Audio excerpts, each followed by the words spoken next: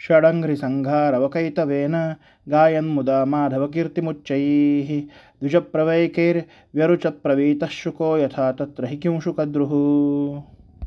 षडंघ्री म्हणजे 6 पाय असलेले म्हणजेच भुंगे भ्रमर, किंवा षडंघ्री म्हणजे वेदांची 6 अंगे, त्याचा संघ म्हणजे समूह. आरव म्हणजे ध्वनी, कैतवेन त्या निमित्ताने. माधव कीर्ती म्हणजे वसंत मासाचे गुणगान किंवा वसंत मासाला अभिमानी असा मधुसूदन किंवा माधव श्रीकृष्ण यांचे गुणगान. उच्चैही उच्च ध्वनीमध्ये, मुदा हर्षाने, गायन गात.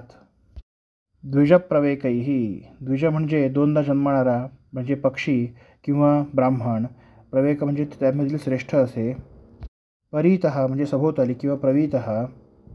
किंशुकद्रुः म्हणजे पलाशवृक्ष. शुकः यथा म्हणजे शुकाचार्यांप्रमाणे. तत्र त्या वनामध्ये व्यरुचत म्हणजे शोभून दिसला. नारायणाचार्य येथे पलाशवृक्षाच्या दोहलाचे वर्णन करत आहेत.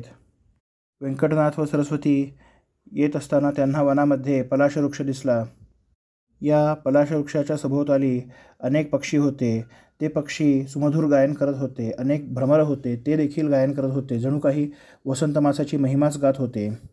हे दृश्य व्यंकटनाथांना कसे दिसले तर तो पलाशवृक्ष म्हणजे जणू काही शुकाचार्य आणि ते पक्षी म्हणजे ब्राह्मणश्रेष्ठ.